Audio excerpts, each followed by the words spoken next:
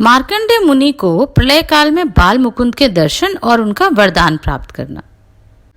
पिछले अध्याय में हमने विश्वकर्मा द्वारा श्री कृष्ण, बलभद्र और सुभद्रा की मूर्तियों का बनाना आदि का विवरण सुना। ब्रह्मा जी कहते हैं, मुनिवरों, कल्प के अंत में जब मांसाहार आरंभ हुआ, चंद्रमा, सूर्य और वायु का नाश हो गया। स्थावर जगत समस्त प्राणी नष्ट होने लगे। उस समय की बात बतलाता हूँ। पहले प्रलयकालीन प्रचंड सूर्य का उदय होता है, फिर मेघों की घोर गर्जना होने लगती है, बिजली गिरती है जिससे वृक्ष और पर्वत टूट फूट जाते हैं, सारे जगत का संहार हो जाता है, उल्कापात होता रहता है, सरोवरों और नदियों का सारा जल सूख जाता है। फिर वायु का सहारा पाकर संवर्तक नामक अग्नि समस्त विश्व में फैल जाती है। ऊपर से 12 सूर्य तपने लगते हैं। वह आग पृथ्वी को भेद कर रसातल में पहुंच जाती है और देवता, दानव तथा यक्षों को अत्यंत भय देने लगती है। पृथ्वी पर जो कुछ रहता है वह सब जलाकर नागलोक को भी दग्ध करती है और फिर क्रमशः नीचे के समस्त लोकों को तत्काल नष्ट कर देती है। 20 लाख योजन तक फैली हुई वायु और संवर्तक अग्नि देवता, असुर, गंधर्व, यक्ष, नाग और राक्षस सबको भस्म कर डालती है। ऐसे घोर महाप्रलय के समय परम धर्मात्मा मार्कंडेय मुनि अकेले ध्यानस्थ होकर बैठे थे। प्रलय अग्नि की लपट उनके पास भी पहुंची। उनके कंठ, तालु और होंठ सूख गए। उस महाभयानक अग्नि को देखकर वे भय से विहल हो उठे और कोई रक्षक ना पा सकने के कारण इधर उधर भागने लगे। उन्हें कहीं भी शांति नहीं मिली। वे सोचने लगे, क्या करूं, समझ में नहीं आता, किसका दर्शन करूं। इस प्रकार एकाग्र भाव से चिंतन करते हुए वे महाप्रलय के कारण भूत सनातन दिव्य पद पुरुषेश नामक वटराज के पास पहुंच गए। उस दिव्य वट को सामने देख मुनि बड़ी उतावली के साथ उसके निकट गए और उसकी जड़ पर जा बैठे। वहां ना तो कालाग्नि का भय था, ना अंगारों की वर्षा का, ना वहां संवर्तक अग्नि आ सकती थी और ना वज्रपात आदि का ही डर था। तदनंतर विद्युन्मालाओं से विभूषित गजराजों के समान कांति वाले महाभेग आकाश में घुमड़ आए। उन्होंने समूचे आकाश को ढक लिया। इतनी वृष्टि की कि पर्वत, वन और आकारों सहित समस्त पृथ्वी जलराशि में डूब गई। संपूर्ण दिशाएं पानी से भर गईं। मूसलाधार वृष्टि करके वसुंधरा को डुबोने वाले मेघों ने उस भयंकर संवर्तक अग्नि को बुझा दिया। इस प्रकार 12 वर्षों तक भारी वृष्टि होती रही। समुद्र ने अपनी मर्यादा छोड़ दी। पर्वत गल गल कर बह गए और पृथ्वी पानी में डूब गई। तत्पश्चात प्रचंड आंधी उठी। उस प्रबल प्रभंजन के वेग से सारे मेघ छिन्न भिन्न हो गए। उसके बाद भगवान विष्णु उस भयंकर वायु को पीकर एकार्णव में शयन करने लगे। उस समय समस्त स्थावर जगन का अभाव हो गया था। देवता, असुर, मनुष्य, यक्ष और राक्षस भी नष्ट हो गए थे। उस समय मार्कंडेय मुनि ने विश्राम के अनंतर श्री पुरुषोत्तम का ध्यान करने के पश्चात जब आंखें खोली तब पृथ्वी को जल में निमग्न पाया।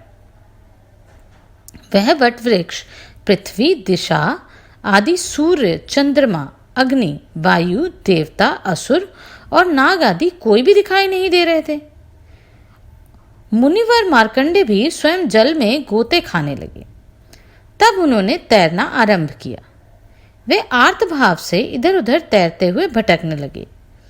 उन्हें देखकर रक्षक कोई नहीं मिलता था।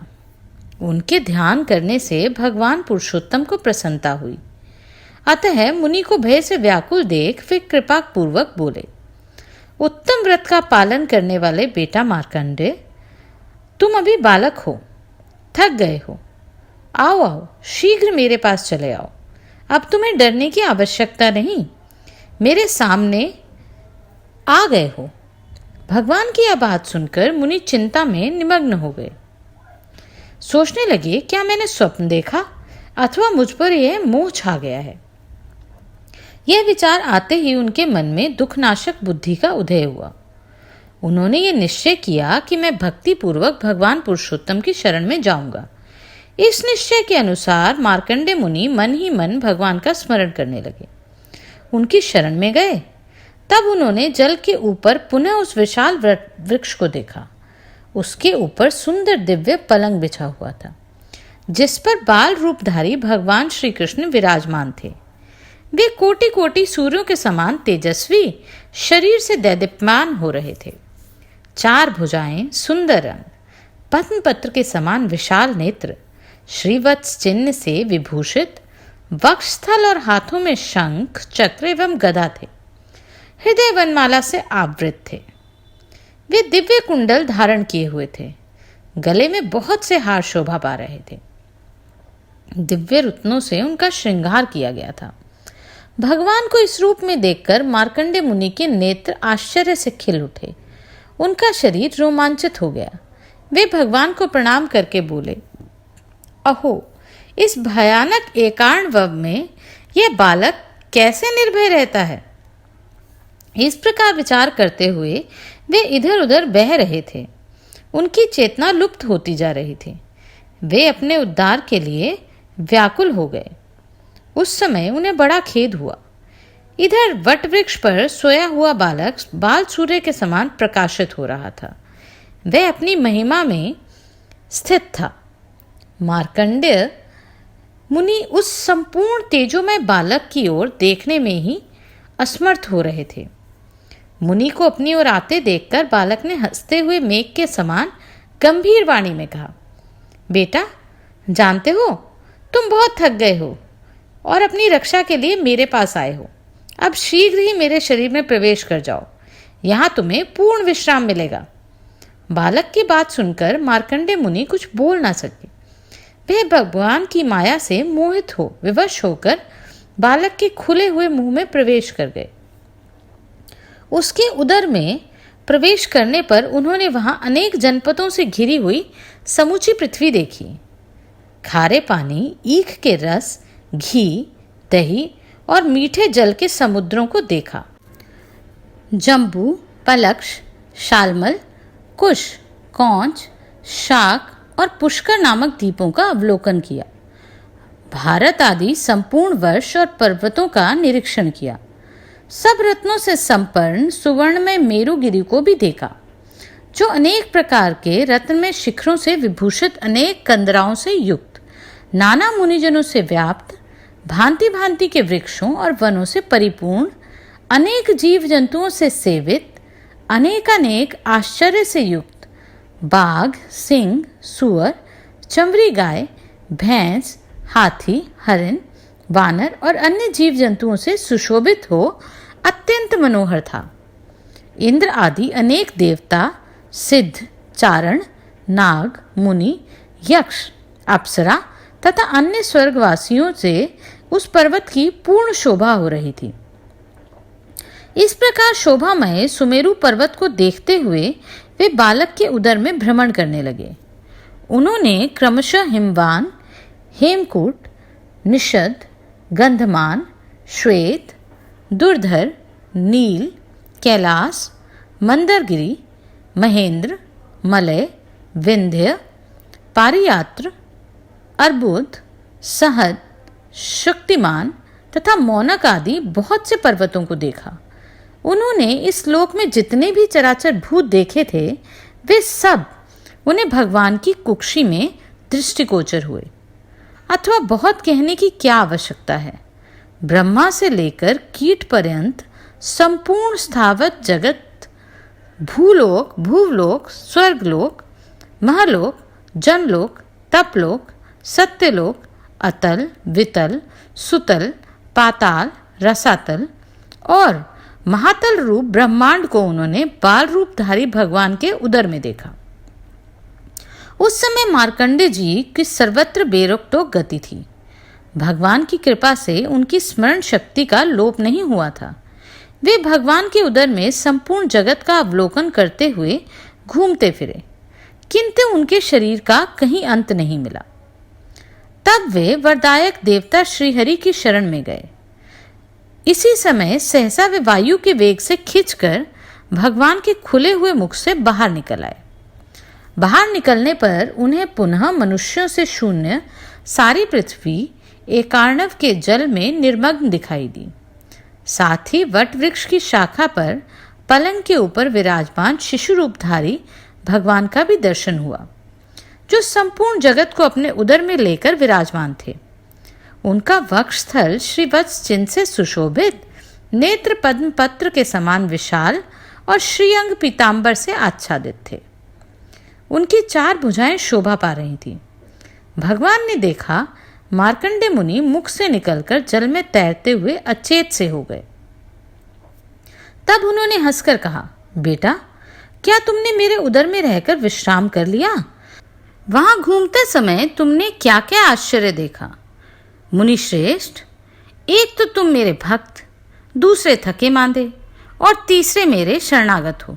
अतः तुम्हारा उपकार करने के लिए मैं तुमसे बातचीत करता हूं। इधर मेरी ओर देखो, देखो तो सही। भगवान का यह वचन सुनकर मार्कंडे मुनि का रोम रोम हर्ष से खिल उठा। यद्यपि दिव्य रत्नों से अलंकृत तेजोमय भगवान की ओर देखना अत्यंत कठिन था, तो भी उन्होंने उन्हें देखा। भगवान की कृपा से उन्हें क्षण भर में नूतन, प्रसन्न एवं निर्मल दृष्टि प्राप्त हो गई। तब मार्कंडे जी ने भगवान के देववंदित चरणों को, जिनकी अंगुलियां और तलवे लाल लाल थे, मस्तक झुकाकर प्रणाम किया। हर्ष से युक्त और विस्मित होकर बार बार उनकी ओर देखा और हाथ जोड़कर हर्ष गदगद वाणी में उन परमात्मा का स्तवन आरंभ किया। मार्कंडे जी बोले, माया से बाल रूप धारण करने वाले देवादेव जगन्नाथ, कमल के समान सुंदर नेत्रों वाले सुरश्रेष्ठ पुरुषोत्तम, मैं दुखित होकर आपकी शरण में आया हूँ, मेरी रक्षा कीजिए। संवर्तक नामक अग्नि ने मुझे संतप्त कर रखा है। मैं अंगारों की वर्षा से भयभीत हो रहा हूँ, मेरा उद्धार कीजिए देवेश। पुरुषोत्तम, मैंने आपके उदर में चराचर जगत का अवलोकन किया है। इससे मुझे बड़ा विस्मय हुआ है। मैं विषादग्रस्त तो हूँ ही, मेरी रक्षा कीजिए पुरुषोत्तम। इस अवलंब शून्य संसार में आपके सिवा दूसरा कोई सहारा देने वाला नहीं है। मुझ पर प्रसन्न होइए। सुरश्रेष्ठ, मुझ पर प्रसन्न होइए। विबुद्ध प्रिय, प्रसन्न होइए। देवताओं के नाथ, प्रसन्न होइए। देवताओं के निवास स्थान, प्रसन्न होइए। जगत के कारणों के भी कारण सर्वलोकेश्वर, मुझ पर प्रसन्न होइए। सबकी सृष्टि करने वाले देव, प्रसन्न होइए। धरणीधर, मुझ पर प्रसन्न होइए। जल में निवास करने वाले परमेश्वर, मुझ पर प्रसन्न होइए। मधुसूदन, मुझ पर प्रसन्न होइए। कमलाकांत, प्रसन्न होइए। त्रिदशेश्वर, प्रसन्न होइए। कंस और केशी का नाश करने वाले श्री कृष्ण, प्रसन्न होइए। अरिष्टासुर का नाश करने वाले गोविंद, प्रसन्न होइए। दैत्य नाशक श्री कृष्ण, प्रसन्न होइए। दानवों का अंत करने वाले वसुदेव, प्रसन्न होइए। मथुरावासी हरे, प्रसन्न होइए। यदुनंदन, प्रसन्न होइए। इंद्र के छोटे भाई उपेंद्र, प्रसन्न होइए। वरदायक अविनाशी देव, प्रसन्न होइए। भगवान, आप ही पृथ्वी, आप ही जल, आप ही अग्नि और आप ही वायु हैं। जगतपते आकाश, मन, अहंकार, बुद्धि, प्रकृति तथा सत्वाणी गुण भी आप ही हैं। आप संपूर्ण विश्व में व्यापक पुरुष हैं, पुरुष से भी उत्तम महापुरुष हैं। प्रभु, आप ही संपूर्ण इंद्रियों और उनके शब्द आदि विषय हैं। आप ही दिक्पाल, धर्म, वेद, दक्षिणा सहित यज्ञ, इंद्र, शिव, देवता, हविष्य और अग्नि हैं। वसु, रुद्र, आदित्य और ग्रह भी आपके ही स्वरूप हैं। और जितनी भी जातियां हैं, जो कुछ भी जीव, नामधारी पदार्थ हैं, वे सब आप ही हैं। आपके कहने की क्या आवश्यकता। ब्रह्मा से लेकर तिनके तक जो कुछ भी भूत, भविष्य और वर्तमान चराचर जगत है, वे आप ही हैं देव। आपको जो परम स्वरूप है, वह कूटस्थ, अचल एवं ध्रुव है। उसे ब्रह्मा आदि देवता भी नहीं जान पाते। फिर हम जैसे छोटी बुद्धि वाले मनुष्य कैसे आपका तत्व समझ सकते हैं? भगवान आप शुद्ध स्वभाव, नित्य, प्रकृति से परे, अव्यक्त, शाश्वत, अनंत एवं सर्वव्यापी महेश्वर हैं। आप ही आकाश स्वरूप परम शांत, अजन्मा, व्यापक एवं अविनाशी हैं।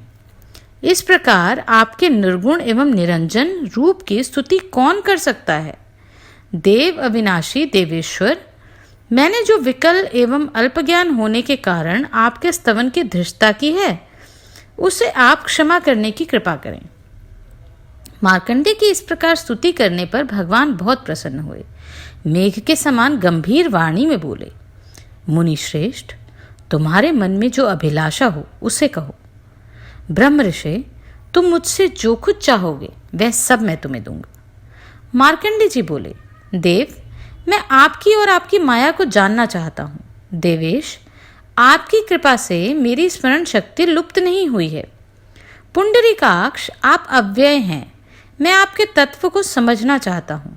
इस संपूर्ण जगत को पीकर आप साक्षात परमेश्वर यहाँ बाल रूप से क्यों रहते हैं? ये सब बातें बताने की कृपा करें।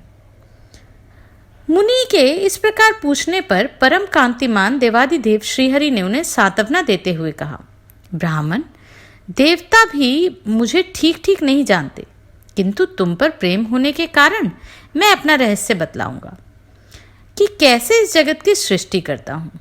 ब्रह्म ऋषि, तुम पितृभक्त हो और मेरी शरण में आए हो, इसलिए तुम्हें मेरे स्वरूप का प्रत्यक्ष दर्शन हुआ है। तुम्हारा ब्रह्मचर्य महान है। पूर्व काल में मैंने जल को नारा नाम दिया था। उस नारा में मेरे सदा अयन रहता था, अर्थात निवास करते थे, इसलिए मैं नारायण कहलाता हूँ। द्विजोत्तम, मैं नारायण ही सबकी उत्पत्ति का कारण, सनातन, अविनाशी, संपूर्ण भूतों का सृष्टा और संहारता हूँ।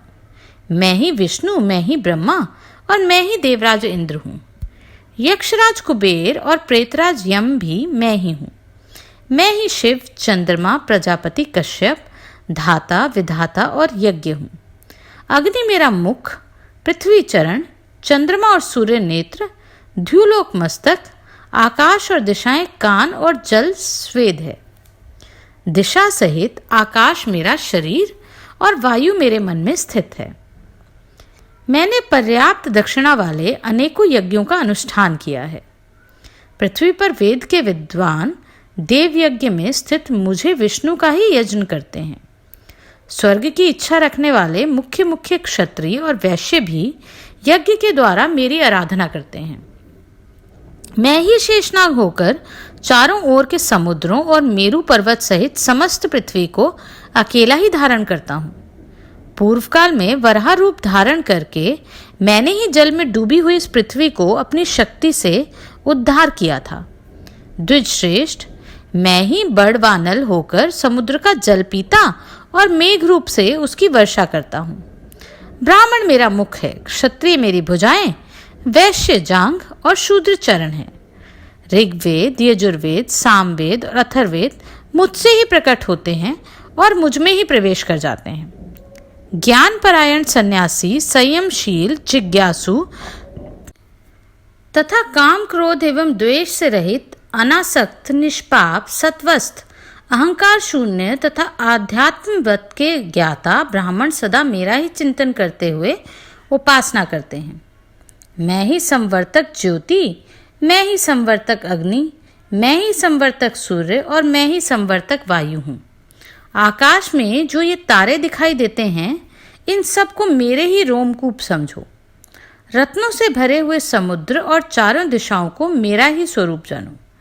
मनुष्य जिस कर्म का अनुष्ठान करके कल्याण के भागी होते हैं, वह भी मेरा ही स्वरूप है। सत्य, दान, उग्र, तपस्या और अहिंसा ये मेरे बनाए हुए विधान के अनुसार ही विहित माने जाते हैं और मेरे ही स्वरूप में इनकी स्थिति है।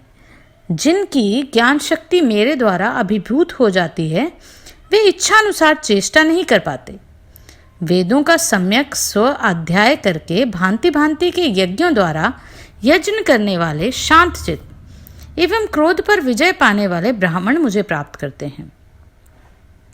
पापाचारी, लोभी, कृपण, अन्यार्य तथा मन को वश में ना रखने वाले मनुष्यों को मैं कभी नहीं मिल सकता। जिनके अंतकरण शुद्ध है उन्हें प्राप्त होने वाले महान फल मुझे ही समझो। कुयोग सेवी मूढ़ मनुष्यों के लिए मैं अत्यंत दुर्लभ हूँ। संत शिरोमणि, जब जब धर्म की हानि और धर्म का उत्थान होता है तब तब मैं अपने को प्रकट करता हूँ।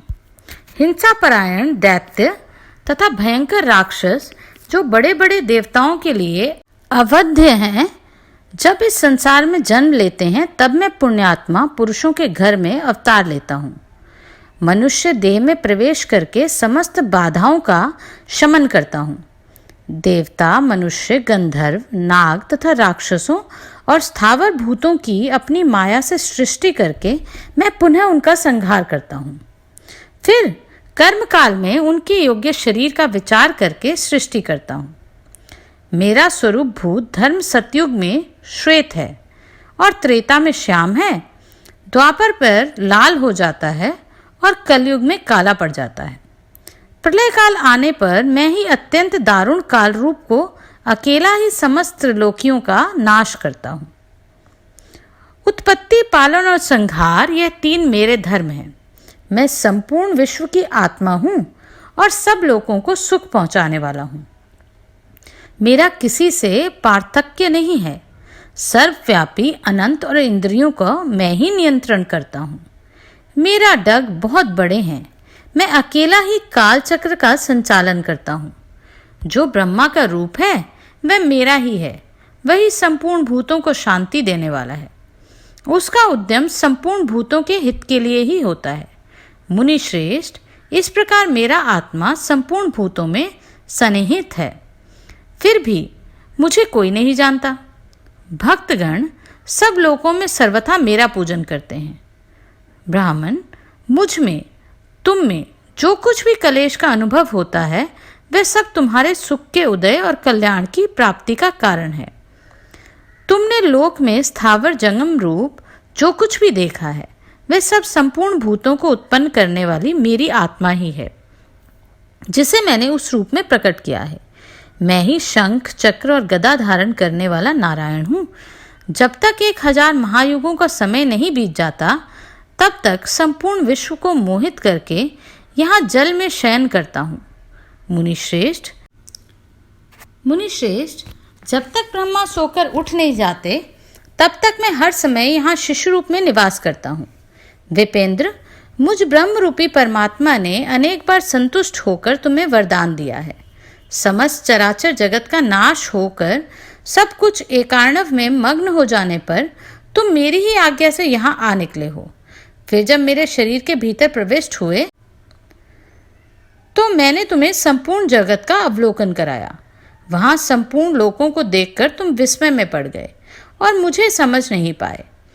तब तुरंत ही मैंने तुम्हें अपने मुख से बाहर निकाला और जो देवता और असुरों के लिए दुर्देज्ञ है वह अपने आत्मत्व का तुमसे सारा वर्णन किया।